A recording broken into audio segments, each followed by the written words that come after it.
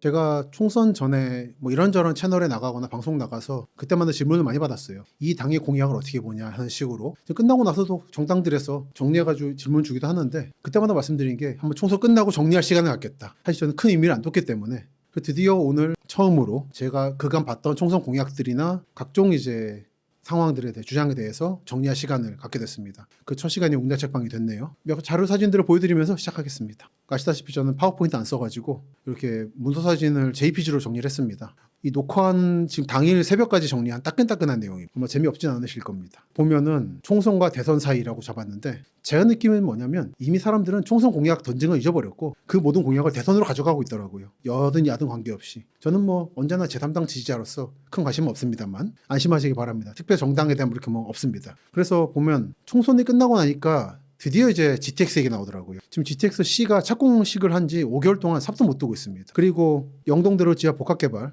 209가 핵심이거든요. 삼성역 주변. 거기 지금 계속 유찰되고 있어요. 많은 분들이 만나면은 GTX 25년 6년 개통 얘기를 아직도 하시는 분들이 계신데 지금 공식적으로는 28년 얘기를 하고 있죠. 근데 그것도 28년이 되면 낙관적인 겁니다. 지금 이제 공사 시작을 해야 되는데 아직 안 잡힌 상태라. 그래서 아마도 지금 GTX-A가 수서 동탄 개통됐고 그 북쪽으로는 운정부터 서울역까지 개통이 될 겁니다. 수서 동탄은 예상대로 잘 안 되고 있죠. 두 가지인데 늘 강조하던 자기 집 앞에서 직장까지 광역버스로 움직이는 거하고 버스 전용차를 통해서 자기 집에서 역까지 허우적허우적 가가지고는 지하 내려가 대심도 내려가서 드문드문 열차 기다려서 가는 거하고 뭐가 편하겠냐 생각해 보시라고 했는데 역시 예상대로 도시는 정치인들이 행정가 정치인들이 간선철도만 가져오는 것만 좋아하지 가져온 다음에 거기서 각자 시민의 집까지 어떻게 갈 것이냐를 정비를 안 했어요. 화성도 그렇고 예상했던 바입니다. 한편 운정신도시, 고양 일산, 킨텍스죠 등등도 올해 개통한다고 하는데 이거는 대박을 칠 겁니다. 여긴 정말로 교통이 불편했거든요. 특히 운정이 문제였어요. 수도권 절철 3호선이 일산선이라 부릅니다. 구파 연신내부터는 그거를 대화역에서 끝나는데 그걸 운정까지 연장하겠다는 얘기가 계속 나왔는데 안 되고 있어요. 제가 그 동네 자주 가는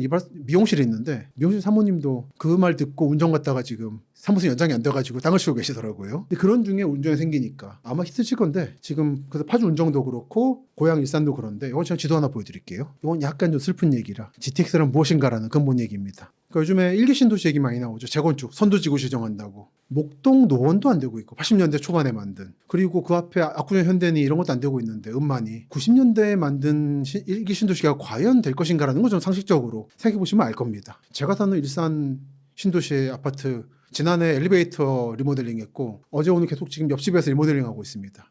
뭘 뜻하는 걸까요? 금방 때려 부술 거면 리모델링 안 하겠죠. 그래서 알고 있는 거죠. 그래서 보면 지도를 하나 켰습니다. 노란 동그라미가 일산 신도시, 아시는 신도시고 특히 정발산 주엽 대화 쪽입니다. 그리고 아래 녹색 동그라미가 킨텍스역 주변 역세권이에요. 요즘에 이 근처에 쑥쑥 올라가고 있어요. 그리고 노란색의 동쪽이 경의중앙선 주변에 좀 올라가고 있는 아파트들입니다. 보고 있으면 일산 신도시 재건축을 하려면은 딴 데가 꽉 차가지고 이제 여기를 손대지 않으면 안 되는 상황이 돼야 되는 건데 일산 신도시 주변에 빈 땅이 많습니다. 특히 킨텍스역 주변에 빈 땅이 많아가지고 90년대 개발하려다 포기한 데들이거든요. 거기를 이번에 손대고 있는 거예요. 킨텍스역 만들면서. 그래서 여기 제 예상은 일산 신도시는 끼고 양쪽으로 경의중앙선 라인과 GTX 라인으로 새로운 올라가고 있기 때문에 아마 1기 신도시 일산은 모르긴 몰라도 앞으로 20, 30년은 가지 않을까 생각하고 있고 근데 킨텍스로 가시는 분들이 이제 삼성역까지 20분에 간다는 기대로 가신 거 아니겠습니까? 운정역에 써 있어요. 강남까지 20분이라고. 말도 안 되는데 일단 이제 서울역까지인 거고 한 28년, 30년 돼야 삼성 가는 겁니다. 아마 운정이 꽉 찰 거예요. GTX-A 타보신 분들 아시겠지만 의자에 꼬리게 잠드는 방식이거든요. 꽉 찰 거고 아마 킨텍스역부터 서서 갈 겁니다. 제가 3호선 대화역에서 많이 타는데 대화부터 이미 꽉 차요. 사람들이 출퇴근 시간에. 마찬가지 상황이 벌어질 거라 그러면 킨텍스역이 왜 갔는가? 왜 킨텍스 역세권을 찾는가라는 근본적인 질문이 아마 던져질 거예요. 지금 이 지역도 집값이 난리인데 전세니 뭐 자간이 관계없이 아마 조정이 일어날 겁니다. 이런 얘기들 GTX 상황입니다. 근데 이 얘기들을 총선 때 막 던졌어요, 그냥. 그래서 어떤 게 있었냐면 영동대로시아 복합개발 209 지도 하나 보여드리고요. 보시면은 109가 봉은사역 쪽 북쪽이고 209가 삼성역 남쪽입니다. 209가 지금 시공사가 안 잡히고 있는 거예요. 거기가 핵심인데. 그렇기 때문에 문제가 있고 게다가 이 영동대로시아 복합개발 지역은 지난해 초 감사원에서 수재 물난리 대응이 미흡하다고 지적도 나온 바입니다. 딱 자기 지역에 대한 물난리만 계산했고 통로로 이어지는 주변 건물들에 물이 들어올 때 계산을 안 한 거예요. 한국에서 흔히 일어나는 일인 거죠. 딱 그것만 하려고. 그래서 지금 손 많이 대야 될 거예요. 그래서 일산 요즘에 그 EBS님 뭐 CJ님 많이 있어가지고 방송인들이 많이 가시는데 아무래도 만날 일 있잖아요. 25년 얘기를 하시는 거 보고는 꿈을 깨시라고 일단 말씀드리고 합니다. 그리고 이제 메가시티 얘기 참 난리였다가 싹 사라졌죠. 뭐 예상했던 바입니다. 한동안 지난해 11월 12월 사이에 온갖 유튜브 검색하면 온갖 뭐 김포 메가시티 하면 집값이 어떻게 뛰고 뭐 구리 어떻고 난리였죠. 사실 근데 여러분도 아셨잖아요. 사실은 될 리가 없습니다. 몇 가지 가져왔어요. 제가 사는 동네는 일산 서구인데 덕양구 쪽에 가봤어요. 서울에 가까운 쪽이죠. 옛날 원당이 있고 가보면 서울특별시 덕양구 지금 합니다라는 공약을 내세운 분이 계셨어요. 근데 덕양구를 포함해서 고향의 옛날 분위기를 전하는 게 89년도 기사가 나 있습니다. 일산 신도시 개발할 때 반대투쟁위원회 인터뷰한 건데 보면은 이런 인터뷰를 했어요. 일산은 일산이지 서울시 일산구가 될 수 없다. 근데 이번에 서울시 일산구를 만들고 서울시 덕양구를 만들겠다고 했으니 그 정서를 건드린 거죠. 그 신도시는 물론 서울 사람들이 간 거긴 하지만 여전히 그 지역 구 전체로 보면은 경기도 사람이 더 많습니다. 토박이도 경기도 사람들이. 김포도 심지어 그랬어요. 반대가 60%가 나왔습니다. 정말 일부 서울에 간 사람들 얘기만 듣고 정책을 잘못 만들었고 잘못 공약을 던진 바람에 대가를 치른 거죠. 게다가 화성 동탄에 갔는데 거기는 또 공약이 동탄시 독립이었어요. 통합하려면 통합하고 분리하면 분리하지. 일산 김포는 붙이고 동탄은 떨어뜨리고 이게 뭐 하냐는 거냐는 거죠. 그러니까 앞뒤가 안 맞았습니다. 그러니까 메가시티 논쟁은 저는 딱 그 시점부터 이미 의미 없는 논쟁이었다. 거기에 놀아나가지고 뭐 집값이 뛰고 얘기한 분들은 좀 반성해야 돼요. 사실. 근데 이게 아마 대선 때 또 나올 거라는 게 슬픈 일인 거죠. 그러면 메가시티 논쟁은 뭐였냐? 두 가지입니다. 그 발상지인 김포 얘기는 좀 이따 하고 고향 경우는 지금 제가 지도 하나 사진 하나 켰습니다. 이것도 원당역 근처에서 찍은 건데 경기북도 노, 서울 편입 예스라고 되어 있는 공약이었어요. 경기북도가 싫었던 거죠. 경기 북자들하고 한국 사람 싫어합니다. 저기 이상한 나라가 있어가지고. 근데 고향하고 김포가 북도에 들어간 예정이에요. 그러다 보니까 엄청난 반발이 있었죠. 그럴 바에 서울 간다고 간 게 지난해의 흐름이었던 겁니다. 그리고 김포도 하나 더 있죠. 5호선 연장 문제가 있었죠. 거기에 대해서 지금 계속 이제 대광이 대도시권 광역교통위원회가 계획을 내고 있는데 인천 검단이 끼어들어서 사실 지금 김포가 제안한 안에 가깝게 노선됐거든요. 거기에 대해서 검단 쪽에 더 역을 안 만들어주면 우리는 거부한다라고 선언했어요. 근데 김포가 그러면 떨어뜨리면 되는데 그렇게 하면 김포 돈만으로는 지을 수가 없습니다. 그래서 헬로티비 뉴스라는 데에서 인터뷰를 최근에 한 게 있는데 김포 검단 시민연대 위원장께서 인터뷰한 게 지역 분위기가 내년 연말에도 똑같은 얘기 할 거다. 아마 결정 못 할 겁니다. 이게 이 김포하고 인천이 정말 사생 걸고 싸우고 있는 이 건에 대해서 책임 있는 결정을 못 내릴 거예요. 저는 아마 이거 대선까지 갈 거라 봅니다. 그러니까 총선에 나왔던 수많은 공약들이 이렇게 됐습니다. 하물며 이제 또 GTX 얘기도 그렇고 보면은 보겠습니다. 충청권 광역 급행철도라고 있습니다. 청주 들어가고 대전 들어가는 건데 5조 원을 쏟겠다고. 근데 민자로 한대요. 근데 제가 지난번 한국도시의 미래에서 말씀드렸죠. 민자로 하면 대부분 안 됩니다. 한국은 게다가 민자에 대해서 먹튀란 개념이 있다 보니까 굉장히 느낌이 안 좋아요. 우면산 철도라든지 9호선에 대해서 뭐 검은머리 외국인이 온갖 얘기를 했기 때문에 민자들이 잘 안 들어오려고 합니다. 그래서 이 책에서 말씀드린 게 경부고속도로 강남 구간 지하화는 민자로 추진할 수 있다고 봐요. 이건 충분히 수익이 나올 겁니다. 이게 된다면 아마 그 민자로 하는 수익 모델이 만들어질 건데 이것도 안 된다면 다른 지역 뭐 경인선 지하화니 쉽지 않을 거다. 그리고 지하화할 돈으로 이미 있는 철도 지하화하는 돈으로 철도 없는 지역이나 도로 없는 지역에 깔아야죠. 그게 국가가 할 일인 거죠. 그 철도 주변에 아파트 주민을 집값 올리려고 하는 게 있는 게 국가가 아닌 겁니다. 그러니까 그렇게 해야 된다가 아니라 그렇게 판단을 하는 거예요. 정책적으로. 그렇기 때문에 지금 지하화 100조가 든다고 나와요. 계산이. 총선 때 얘기 안 하다가 이제 내기 나오더라고. 100조가 들어요. 서울만 30몇 조 나온다고. 안 되겠죠? 그러니까 여러분들 그러니까 제가 무슨 말씀 드리냐면 이거는 믿는 사람이 잘못한 겁니다. 말하는 사람이 잘못하는 게 아니라 이쯤 되면은 좀 상식적으로 판단하시라. 국가는 그런 게 아니다. 라는 거. 근데 계속 지금 뭐 정치권에 보면은 뭐 40조, 100조 얘기 우습게 나옵니다. 뭐 공약 던져가지고 됐으면 한국이 이미 세계 최강국이 됐겠죠. 그럴 리가 없죠. 현실은 PF, 프로젝트 파이낸싱 위기가 와가지고 지금 집도 잘 못 짓고 있고 그래서 몇 년 뒤면 분명히 전세는 올 겁니다. 집값도 뛸 거고 이런 반복이 일어날 거예요. 그게 현실이다. 이 정도가 총선에 대한 저의 총평입니다. 대체로 참 무책임하게 발언들을 했다라는 거였습니다. 그리고 이제 GTX 얘기 좀 이따가 다시 하겠지만 지금 뭐 동탄 정도까지인데 수원 정도까지 수원 안산까지고 이거를 평택까지 연장할 것 같아요. 지제까지는 워낙에 반도체가 있으니까. 근데 그거를 천안 아산까지 연장시킨다 얘기도 나오고 하고 있는데 역시나 돈은 당신들이 대시오예요. 근데 천안 아산 돈 없거든요. 다 나랑 해달라는 건데 요즘 나라 돈이 없습니다. 세금 지금 난리 난 거 아시죠? 가보면은 지난 4월 3월 정도에 천안 답사에 보면은 사방에 난리였어요. 확정. 그리고 GTX D, E, F까지 다 나왔죠. 정말 A, B, C, D, E, F, G 다 나올 것 같아요.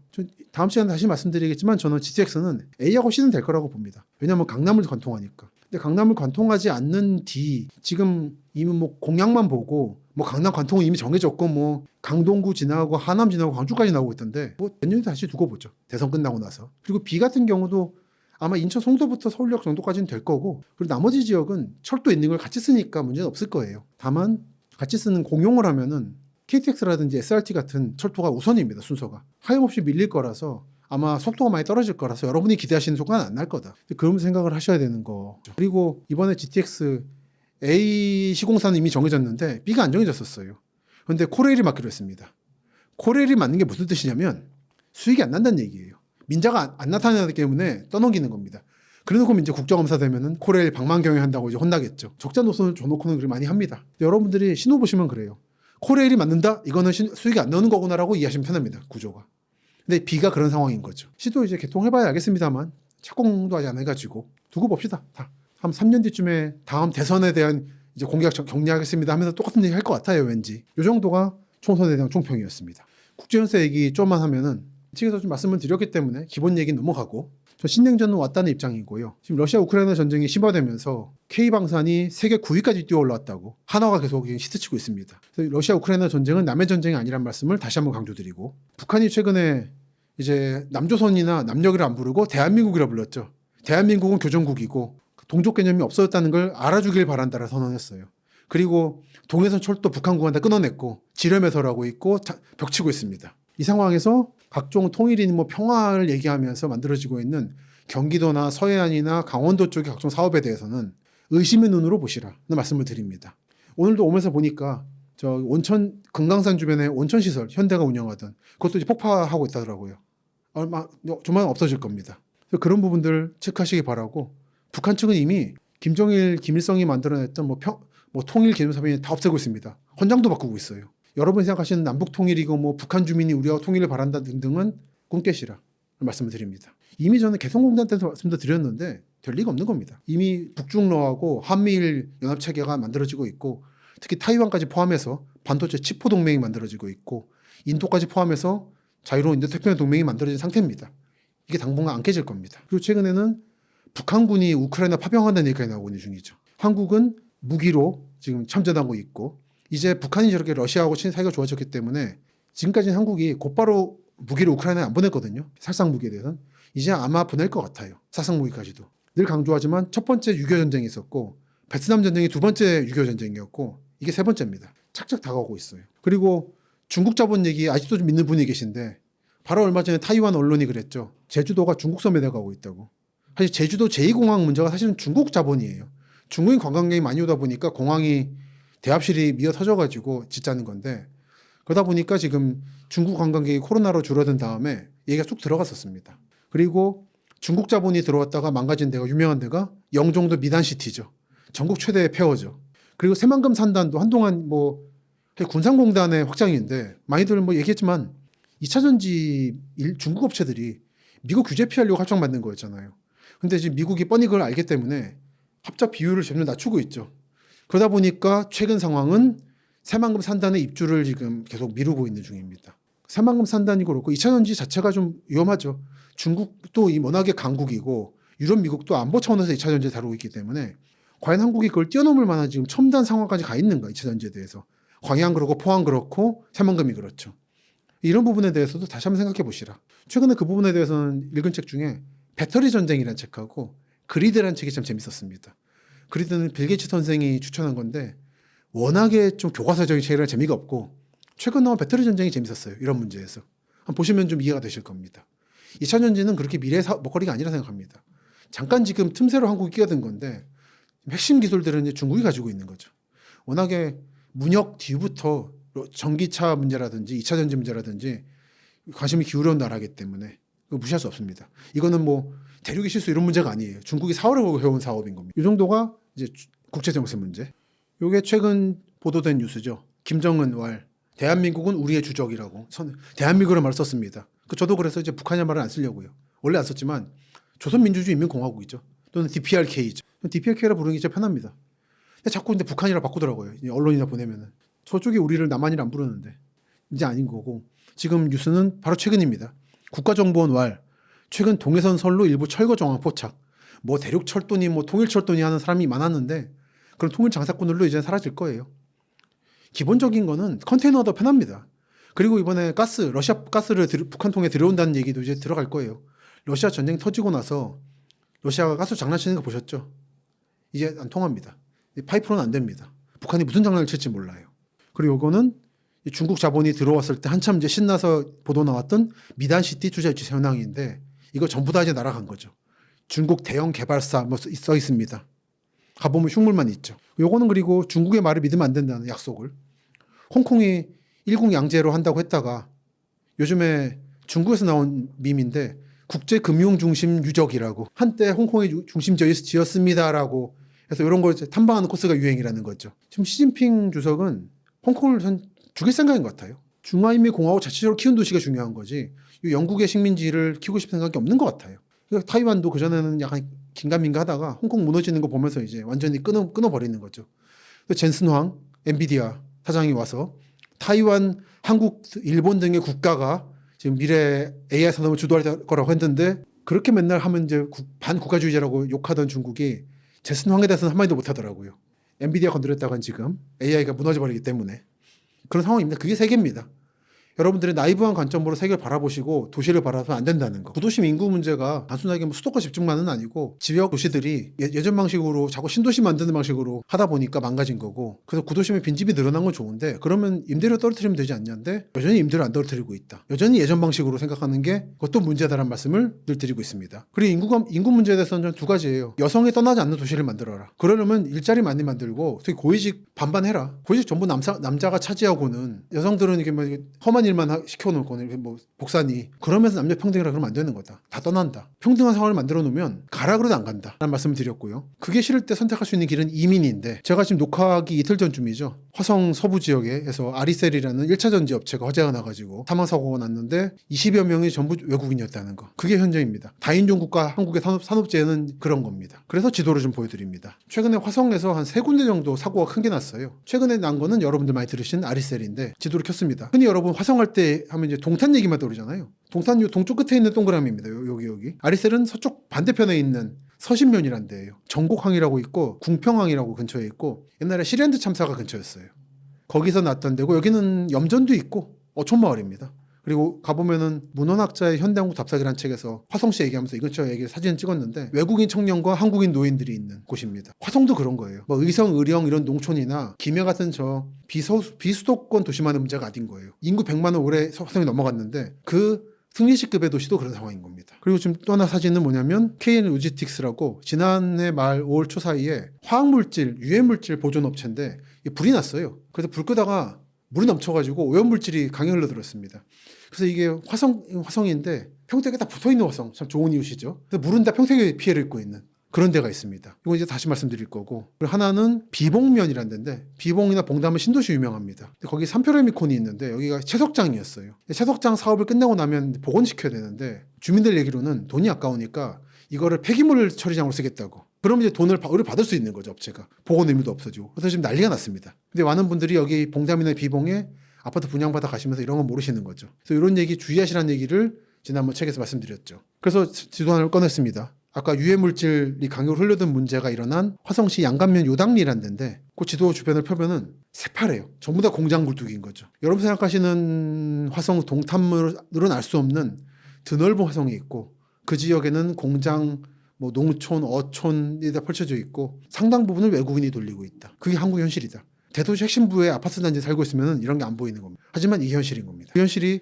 우연찮게도 이번 화재 사고로 드러난 거죠. 지금 사진이 그 유해물질이 흘러가지 않도록 뚝으로 막아놨다가 뚝을 무너뜨리고 물을 흘려보낸 직후의 사진입니다. 보면은 앞으로 서해선 열차가 보이고 상수원 보호구역 보존하라, 오염된 관리천 조속한 정상화 촉구한다라고 하는 플랜카드가 걸려있는. 그리고 이제 화성시 양감면 근처에 정남면이라고 있어요. 거기도 공업단지인데 가보면은 길가에 어떤 게 걸려있냐면 화성시 외국인 근로자 유학생 한국어 능력시험 교육 수강생 모집 해가지고 4개국 언어로 안내문에 써 있습니다. 화성도 이런 겁니다. 여러분 뭐 임장 가셔가지고 동탄만 쑥 들려본 다음에 화성 이런 데다라고 말하는 건 참 현실을 안 본다는 거죠. 용인 보면서도 수지만 본다거나 하면 그 드넓은 처인구 그 반도체 업체 들어오는 그 지역을 모르고 있는 건 거고 기흥이나 수지하고는 다른 용인이 있는 거고 늘 말씀드리죠. 어딘 이렇다 라는 말 함부로 하면 안 됩니다. 평택은 이렇다. 서울은 이렇다. 정말 다른 겁니다. 그러니까 한 번이라도 가봐야 돼요.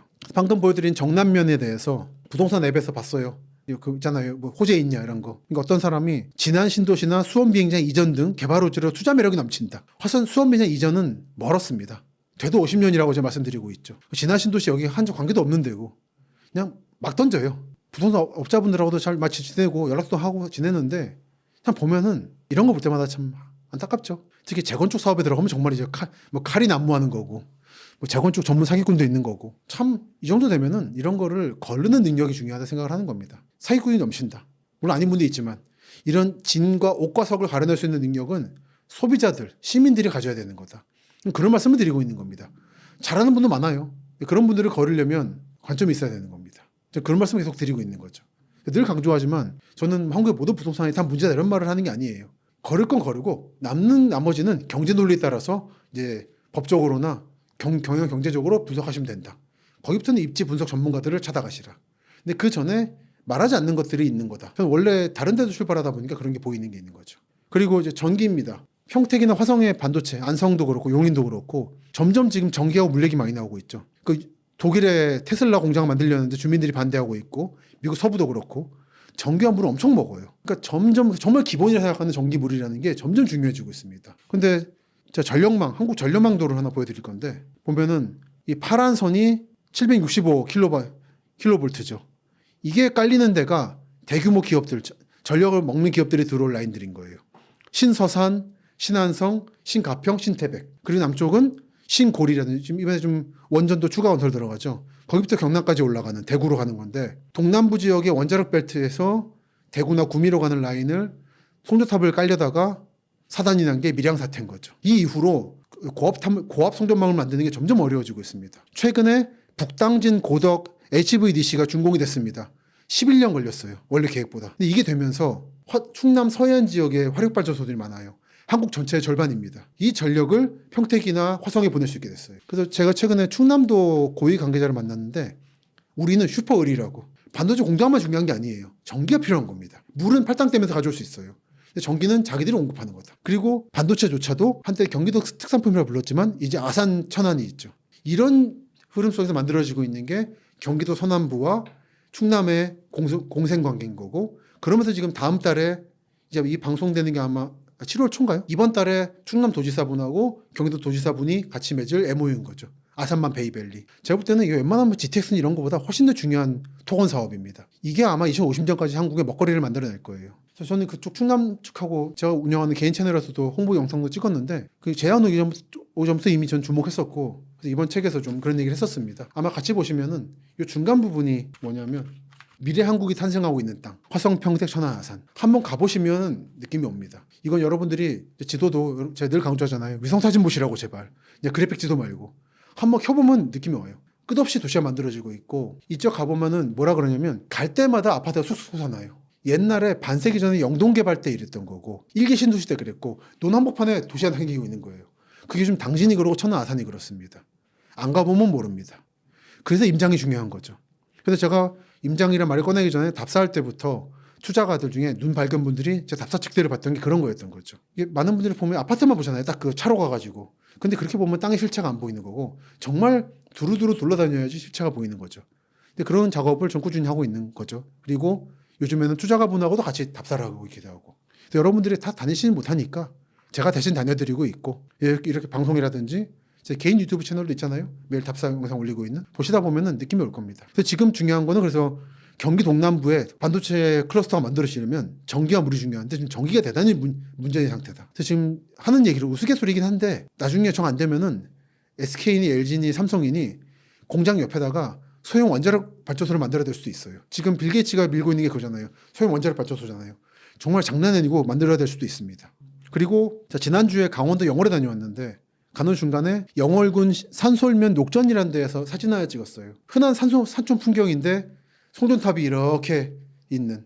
여러분들은 집에 있다가 놀러 갈 때 뭐 동해를 가거나 할 때 그냥 쓱 가잖아요. 간선도로로. 그러다 보면은 그냥 높은 데 도를 만들고 그냥 산이 있구나 한데 지나가실 겁니다. 근데 사실 그 산 위에 보면은 송전탑이 있어요. 그게 그리드라는 책에서 하는 얘기죠. 친구가 어디 미국의 풍경을 보여주는데 이 친구는 송전탑을 안 보고 있더라. 사실 이거는 그리드의 풍경이었다라는 거였죠. 한국이 그래요. 제가 이 사진을 제 개인 유튜브에 올렸더니 어떤 분이 참 아름다운 풍경인데 송전탑이 흉물이다라는 말을 하더라고요. 근데 그렇게 말한 분의 집의 전기는 이걸로 가고 있는 겁니다. 한국은 이런 나라죠. 산업국가인 겁니다. 전 그래서 이 영상을 찍은 게 너무나도 전형적인 한국의 풍경인 겁니다. 이 전기들이 빨리 더 연결돼야지 화성이든 평택이든 안성이든 천안아산이든 발전소를 돌릴 반도체를 돌릴 수 있는 거예요. 지나다니실 때 그냥 무심히 가지 마시고 이런 거 보시기 바랍니다. 근데 지금 이런 전력망이 완비가 안 되다 보니까 자꾸 늦춰지다 보니까 강원도 동해안 쪽에 발전소를 만들어 놓고는 놀리고 있어요. 이게 한전이 수력원자력 이쪽에서 전기를 안 사는 겁니다. 보낼 게 없으니까. 그래서 지금 보여드리는 게 한국 남부발전, 삼척 빗드림본부, 그리고 삼척 블루파워인데 이렇게 해서 주민의 반대를 무릅쓰고 만든 다음에 전기를 생산을 못하고 있어요. 보낼 수가 없으니까. 그리드가 중요한 건데 지금 그리드를 만드는 게 점점 어려워지고 있고 정치적인 결단이 필요한데 주민과 무조건 누르는 게 아니라 보상을 하든 해야 되는데 한국의 정치권은 메가시티 보듯이 무책임하게 던지기만 하고 이런 정말 국가의 미래를 결정하는 사업에 대해서는 손 놓고 있다는 게 제 솔직한 감상입니다. 여기까지가 총선을 바라보면서도 느꼈던 무력감이었던 거예요. 점점 더 자기 임기만 보고 있는 식으로 가고 있어요. 열화 버전만 나오고 있고 미래를 바라보는 정책이 안 나오고 있다. 그거를 저는 이 전력망을 보면서 느끼고 있죠. 그리고 보면은 또 한동안 지역 다니신 분 아시겠지만 양수발전소 건설 가지고 난리였습니다. 양수발전소가 아까 말씀드린 것처럼 전력이 남으면은 처치 곤란하잖아요. 그럴 때 물을 끌어올려뒀다가 아직 전기가 부족하면 내려보내는 거죠. 일종의 배터리인 거죠. 그것도 그리드 보면 잘 나오는 내용인데 이거를 유치하는 문제로 봉화, 영양, 금산 이런 데가 정말 피 터지는 경쟁을 벌였습니다.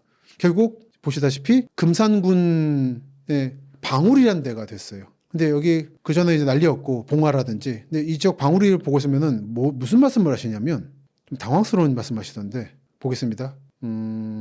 양수발전소가 들어섬에 따라 고용 인력에 따른 인구 증가, 인근의 수려한 금광과 연계한 관광 자원화, 지방 소멸 위기를 극복하고 지역의 새로운 성장 동력으로 지역 개발 및 경제 활성화.